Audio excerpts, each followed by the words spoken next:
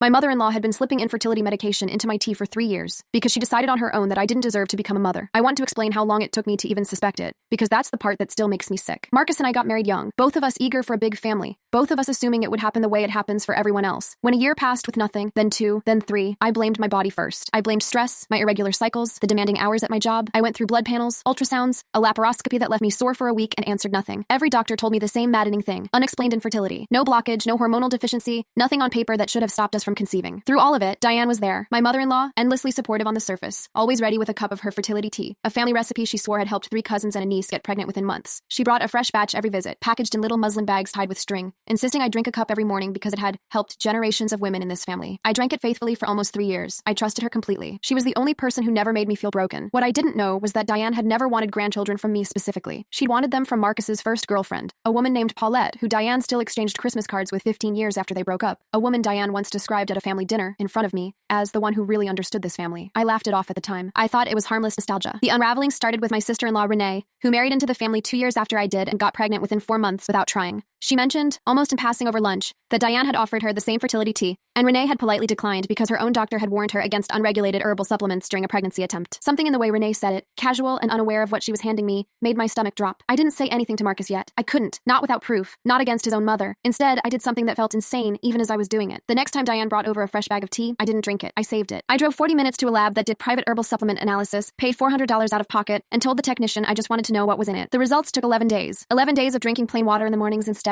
11 days of forcing a smile every time Diane asked if I'd finished the last batch yet. When the email finally came, I read it standing in my kitchen, the same kitchen where I'd been served that tea 1,000 times. Buried in the ingredient breakdown, alongside raspberry leaf and nettle and the other plants Diane always talked about, was a compound the lab flagged in a separate note, a synthetic hormonal suppressant, the kind used in some countries as a component of contraceptive regimens, present in a concentration the lab called notably high for an unregulated herbal product. Not a supplement, not a family recipe, something specifically formulated, mixed in by hand, disguised inside a tea I had trusted with my entire future. I sat on my kitchen floor for almost an hour, that email glowing on my phone, doing math I never wanted to do. 3 years, roughly 1,000 cups. Every fertility specialist telling me my body was simply unlucky, when the truth was sitting in a mason jar on my own counter the whole time. Delivered with a smile by the woman who called herself my second mother. I didn't confront Diane first. I needed to know exactly how deep this went before I gave her a single second to prepare a lie. So I did something I'm not proud of but don't regret. I went into her house while she was at her book club, using the spare key she'd given me years ago for emergencies, and I photographed every notebook in her kitchen drawer. Recipes, notes, dates. What I found in the third notebook wasn't a recipe at all. It was a log. Dates going back 3 years, each one matched to a small handwritten note beside it. And at the very top of the most recent page,